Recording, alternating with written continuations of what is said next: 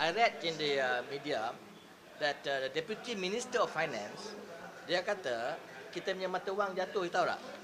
Our money, currency have gone down very badly. Singapore dollar dulu $1 to RM1 now, $1 Singapore to 270, betul tak? And all this, according to the Deputy Minister of Finance, is because Mahathir is attacking Najib too much. Mahathir duk serang Najib, therefore mata wang terjatuh.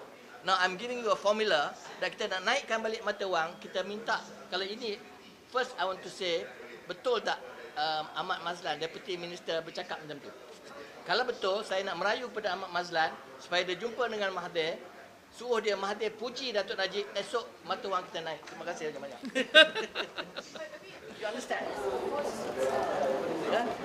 Ask him to go and tell Mahathir, tolong puji Najib dan mata wang akan naik. That is a Deputy Minister of Finance talking.